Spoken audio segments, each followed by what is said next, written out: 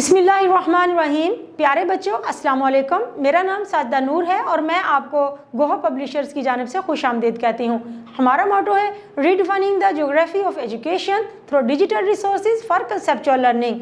आज के इस वीडियो लेक्चर में हम गोहर निदाए उर्दू जमात पंजम के सबक नंबर 3 की एक्सरसाइज यानी मश्क का बकिया हिस्सा करेंगे। तो आइए चलते हैं अपने मश्क की तरफ। आगे हम देखते हैं, हमारी एक्टिविटी है मुरक्कब और मुफरद जुमले। मुफरद जुमला पहले हम देखते हैं कि क्या होता है। जब जुमले में एक जुमले में बात कर दी जाए और फिर दूसरे जुमले में अलग से बात की जाए तो ये दो जुमले अलग अलग मफहूम के साथ होते हैं। लेकिन अगर इन्हीं दो जुमलों को आपस में किसी एक लफ्ज़ के साथ मिला दिया जाए तो ये मुरक्कब जुमला बन जाता है। मिसाल के तौर पर, लड़के को सख्त प्यास लगी हुई थी, इसलिए वो दौड़ता हुआ पानी के घड़े के पास जा पहुंचा। ये दो अलग अलग जुमले हैं, ये मुफरद जुमले हैं। लेकिन अगर हम इन दोनों जुमलों को मिला दें, किस तरह से? ऐसे, लड़के को सख्त प्यास लगी हुई थी, इसलिए वो दौड़ता हुआ पानी के घड़े के पास जा पहुंचा। तो ये मुरक्कब जुमला बन गया। अब आपका काम क्या है? आपने ये करना है कि इस तरह के मुरक्कब जुमले और बनाने हैं। असलम को बुखार था, इसलिए अब्बू उसे डॉक्टर के पास ले गए। मुरक्कब जुमला है। बच्चे मामू से मिलने मरी गए क्योंकि उनके बेटे की शादी थी। हम सवात ना जा सके क्योंकि वहाँ शदीद बर्फबारी का मौसम था। आगे देखते हैं, पैराग्राफ दिया गया है, आपने इसकी रीडिंग करनी है और फिर इसके इख्तिताम पर जो सवालात दिए गए हैं उनके जवाबात देने हैं। तो पहले हम पैराग्राफ पढ़ते हैं। करीबन 4000 साल पहले अल्लाह ताला के नबी हज़रत इब्राहीम अलैहिस्सलाम और उनके बेटे हज़रत इस्माइल ज़बी अल्लाह अलैहिस्सलाम ने खाना काबा की दोबारा तामीर शुरू की। अल्लाह ताला के हुक्म से फरिश्ते जन्नत से एक काला पत्थर उठा लाए जिसे हजर अस्वद कहते हैं।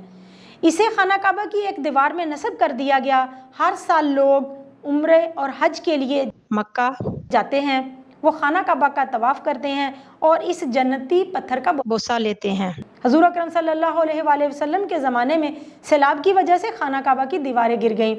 दोबारा तामीर करते वक्त हजर अस्वद की तनसीब का मरहला आया तो सारे कबीलों की ख्वाहिश थी कि ये सआदत उन्हें हासिल हो। करीब था कि तलवारें निकल आती और खून खराबा होता।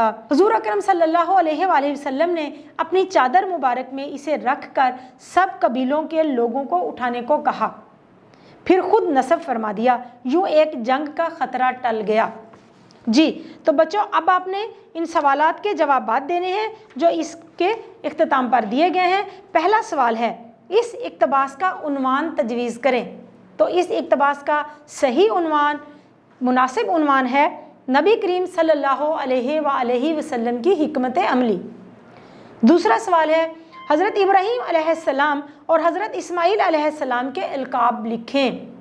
हज़रत इब्राहीम अलैहिस्सलाम का लक़ब खलीलुल्लाह, अल्लाह का दोस्त, और हज़रत इस्माईल अलैहिस्सलाम का लक़ब ज़बीउल्लाह, अल्लाह की राह में ज़िबा होने वाले। हजर अस्वद किस रंग का पत्थर है? हजर अस्वद स्याह रंग का पत्थर है। अस्वद का मतलब है स्याह और हजर का मतलब है पत्थर। हर कबीला क्यों चाहता था कि हजर अस्वद को वो खाना काबा की दीवार में लगाए? सही जवाब क्या है? हजर अस्वद एक जन्नती पत्थर था, इसलिए सब कबीलों की ख्वाहिश थी कि उसे अपने हाथों से नस्ब करने की सादत हासिल करें। इस इक़्तिबास से एक मुस्बत और एक मनफी पहलू तलाश करके एक एक जुमले में तहरीर करें। तो जवाब है, मुस्बत पहलू क्या है कि हर साल लोग हज और उम्रे के लिए मक्का जाते थे। मनफी पहलू क्या है? छोटे छोटे मसलों पर लोग तलवारें निकाल लेते थे। हमारी अगली एक्टिविटी है, फ़ाइल और मफ़ूल के मुताबिक आपने 3-3 जुमले बनाने हैं। लेकिन इससे पहले आपको ये मालूम होना चाहिए कि फ़ाइल क्या होता है और मफ़ूल क्या होता है। फ़िक्रे के अंदर फ़ाइल काम करने वाले को कहते हैं और मफ़ूल जिस पर काम किया जा रहा हो उसे कहते हैं। तो अगर फ़ाइल के हिसाब से जुमले में बनाया जाए तो उसका मफ़हूम और हो जाता है, लेकिन अगर मफ़ूल के मुताबिक फ़ेल को इस्तेमाल किया जाए तो फ़िक्रे की रूटीन बदल जाती है। मिसाल के तौर पर, सादिया ने किताब पढ़ी। इसमें किताब पढ़ने वाला कौन है? सादिया। फ़ेल क्या है? पढ़ना। لیکن اگر اس جملے کو ہم اس طرح سے بولیں کہ کتاب پڑھی گئی تو پھر مفعول کیا ہے؟ کتاب. تو کتاب پڑھی گئی مفعول ہم پہلے لے آئے، فقرے کی جو روٹین ہے وہ تبدیل ہو گئی. اسی طرح سے اگلا فقرہ ہے علی نے میچ کھیلا. اس میں فاعل علی ہے. مفعول کے ساتھ اگر ہم یہ جملہ بنائیں تو ہم کیسے بنائیں گے؟ میچ کھیلا گیا. فاعل کے ساتھ جملہ ہے تو مالی نے پودوں کو پانی دیا. مفعول کے ساتھ جملہ بنائیں گے تو پودوں کو پانی دیا گیا.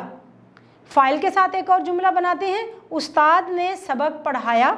مفعول کے ساتھ یہی جملہ ہم کیسے بنائیں گے؟ سبق پڑھایا گیا. پیارے بچوں، آپ نے دیکھا ہوگا کہ ہم اپنی روزمرہ زندگی میں جب اپنے خیالات، جذبات اور احساسات کا اظہار کرتے ہیں تو ہم کچھ مخصوص الفاظ استعمال کرتے ہیں. مثال کے طور پر توجہ دلانے کے لیے ہم لفظ ارے کا استعمال کرتے ہیں. تعجب کا اظہار کرنے کے لیے ہم واقعی، کیا، ایسا ہی ہے، اس قسم کے الفاظ بولتے ہیں. اور جب کسی دکھ اور پریشانی کے اظہار کے لیے ہم جو لفظ بولتے ہیں افسوس، واللہ، کیا ہو گیا، تو یہ اس قسم کے الفاظ بولتے ہیں. ان الفاظ کو ہم حروف ندا، حروف استعجاب اور حروف تعسف کہتے ہیں. اب آپ کو کچھ الفاظ دیے گئے ہیں، ان کو استعمال کرتے ہوئے آپ نے ایک ایک جملہ بنانا ہے. اے اللہ ہمیں معاف فرما دے. او لڑکے ادھر آؤ. او ہو دھیان سے چلو. صد افسوس وہ پاس نہ ہو سکا. جی، تو اگلی ہماری ایکٹیویٹی ہے سیرت نبی صلی اللہ علیہ وعلی آلہ وصحبہ وسلم میں سے جانوروں پر رحمت و شفقت کے حوالے سے کوئی واقعہ لکھیں. ابھی ہم نے اپنا سبق پڑھا، اس میں آپ نے بہت سارے واقعات پڑھے. کچھ واقعات جانوروں پر حضور پاک صلی اللہ علیہ وسلم کی شفقت اور محبت کے بارے میں تھے. تو آپ ان میں سے کوئی بھی واقعہ سنا سکتے ہیں، لکھ سکتے ہیں. مثال کے طور پر چڑیا کے بارے میں بتایا گیا ہے وہاں پر کہ کس طرح سے صحابہ کرام نے چڑیا کے بچوں کو ان کے گھونسلے سے اٹھا لیا اور حضور پاک صلی اللہ علیہ وسلم نے صحابہ کرام کو کہا کہ ان کے چڑیا کے بچے واپس رکھ دیے جائیں. اسی طرح سے دوسرا واقعہ اونٹ کے بارے میں ہے. تو آپ اس میں سے اپنی مرضی سے کوئی ایک واقعہ اپنے الفاظ میں بیان کر سکتے ہیں. ہمارا اگلی ایکٹیویٹی ہے سبق کو ایک بار پھر پڑھیں اور اس کے خاص نکات پر 2 منٹ کی تقریر تیار کر کے کلاس میں لکھیں. یہ آپ کا عملی کام ہے. آپ نے کیا کرنا ہے کہ سبق کو ایک مرتبہ پھر پڑھنا ہے. اس میں سے مخصوص پوائنٹ آپ نے لکھنے ہیں. سب سے پہلے اللہ تعالیٰ کے بارے میں لکھنا ہے کہ وہ ہماری کائنات کا خالق و مالک ہے. اللہ تعالیٰ نے حضور پاک صلی اللہ علیہ وعلی آلہ وصحبہ وسلم کو رحمت للعالمین بنا کر ہمارے پاس بھیجا. پھر اس کے بعد آپ نے حضور صلی اللہ علیہ وعلی آلہ وصحبہ وسلم کی رحمت اور شفقت کے کچھ واقعات بیان کرنے ہیں. اس طرح سے 2 منٹ کی تقریر آپ نے تیار کرنی ہے. اپنے دوستوں کے ساتھ، اپنے بہن بھائیوں کے ساتھ سامنے کھڑے ہو کر آپ یہ تقریر کر سکتے ہیں. اس کے بعد آپ اپنی کلاس میں بھی یہ تقریر کریں گے. اگلی ایکٹیویٹی ہے کہ آپ کے اسکول میں سیرت النبی صلی اللہ علیہ وعلی آلہ وصحبہ وسلم کے موضوع پر تقریری مقابلے کی تقریب ہو رہی ہے. آپ اپنے دوستوں کو اس میں بلانا چاہتے ہیں. آپ نے ایک دعوت نامہ لکھنا ہے اپنے دوستوں کو اس تقریب میں شرکت کے لیے دعوت دیتے ہوئے. تو دعوت نامہ کا جو ہمارا پیٹرن ہے، خاکہ ہے، وہ سب سے پہلے میں آپ کو بتاؤں گی کہ سب سے پہلے دائیں ہاتھ پر آپ نے اپنے اسکول کا نام لکھنا ہے. پھر اس کے بعد جس دن آپ خط لکھ رہے ہیں اس کی تاریخ لکھنی ہے. جس کو آپ خط لکھ رہے ہیں اس کو مخاطب کرنا ہے. السلام علیکم ضرور لکھیے گا. اس کے بعد پھر آپ نے ان کو بتانا ہے کہ ہمارے اسکول میں سیرت النبی صلی اللہ علیہ وعلی آلہ وصحبہ وسلم پر ایک کانفرنس ہو رہی ہے. تو آپ کا اس کانفرنس میں شریک ہونا میں اپنے لیے باعث عزت سمجھوں گی، کیونکہ وہاں آپ بہت ساری نئی چیزیں آپ کو ملیں گی، بہت سی اچھی باتیں آپ کو سیکھنے کو ملیں گی. اختتام کیجیے گا والسلام کے ساتھ، اور پھر آخر میں آپ اپنا نام لکھ دیجئے گا رشتے کے ساتھ. اگر آپ اپنے دوست کو لکھ رہے ہیں تو آپ کا دوست، اگر بھائی کو لکھ رہے ہیں تو آپ کا بھائی، کوئی بھی چیز.